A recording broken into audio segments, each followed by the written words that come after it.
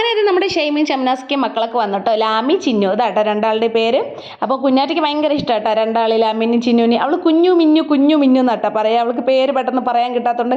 അപ്പോൾ ഞങ്ങൾ കുറേ ആയിട്ട് ഇങ്ങനെ പ്ലാൻ ചെയ്യണോ എല്ലാവരും കൂടെ ഒന്ന് ഒത്തുകൂടണം കേട്ടോ. അപ്പോൾ ഇതാണിപ്പോൾ പറ്റിയൊരു സമയം. അപ്പോൾ അങ്ങനെ അവർ വന്ന് നേരെ വീട്ടിലോട്ട് കയറി കേട്ടോ. അത് പിന്നെ മൂന്തേട്ടനും ഷംനാസ്ക്കയും പഴയ കളിക്കൂട്ടുകാരാണ് കേട്ടോ. അതുകൊണ്ട് പിന്നെ വലിയ പരിചയക്കുറവൊന്നുമില്ല രണ്ടാൾക്കും.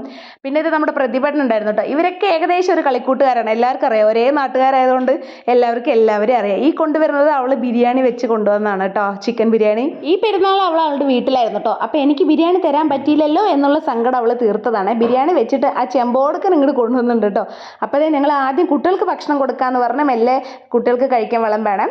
ലാമി മാത്രമാണ് സദ്യ കഴിച്ചത് കേട്ടോ. ചിന്നും മണിക്കുട്ടനും കുഞ്ഞാറ്റൊക്കെ ബിരിയാണി കേട്ടോ കഴിച്ചത്.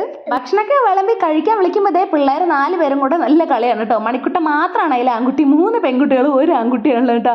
അപ്പോൾ മണിക്കുട്ടന് ആ മടിയൊന്നുമില്ല കേട്ടോ, കാരണം ലാമി മണിക്കുട്ടൻ ഏകദേശം സമപ്രായക്കാരാണ്, അതുകൊണ്ട് പിന്നെ വലിയ മടിയൊന്നുമില്ല. പിന്നെ അതേ അവർ ഭക്ഷണം കഴിച്ചിട്ടോ. അവരിങ്ങനെ മെല്ലെ കഴിക്കുമ്പോഴേക്കും ഇതേ 2 മണി കഴിഞ്ഞു, കാരണം അവർ വരാൻ തന്നെ ലേറ്റ് ആയിട്ടുണ്ടായിരുന്നു. പിന്നെ ഞങ്ങൾക്ക് വിശന്നപ്പോൾ ഞങ്ങൾ വേഗം ഇരുന്ന് കഴിച്ചിട്ടോ. ഞാൻ എല്ലാവരും കുറച്ച് സദ്യ കഴിച്ചു, പിന്നെ കുറച്ച് ബിരിയാണിയും കഴിച്ചിട്ടോ. രണ്ടാളെയും സങ്കടപ്പെടുത്താൻ പാടില്ലല്ലോ എന്ന് പറഞ്ഞിട്ട് നമ്മൾ സദ്യയും കഴിച്ച് ബിരിയാണിയും കഴിച്ചിട്ടുണ്ടായിരുന്നു.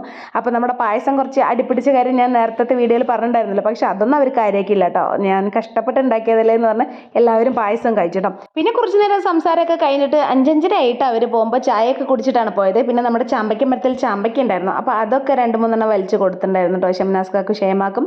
പിന്നെ എന്തായാലും ഈ 2 മാസം ഞാൻ ഇവളെ നന്നായിട്ട് മിസ് ചെയ്യും. പിന്നെ മുകുന്ദേട്ടൻ കൂടെ ലീവിലുള്ളതുകൊണ്ട് പിന്നെ ഒരുപാട് മിസ് ചെയ്യില്ല, എന്നാലും ചെറുതായിട്ട് മിസ് ചെയ്യും കേട്ടോ. അപ്പോൾ നാരങ്ങാച്ചാർ ഞാൻ ഉണ്ടാക്കിയതൊക്കെ അവൾക്ക് ആക്കി കൊടുത്തിട്ടോ. അപ്പോൾ ഇന്നത്തെ വീഡിയോ അത്രയേ ഉള്ളൂ guys. Tata bye, see U.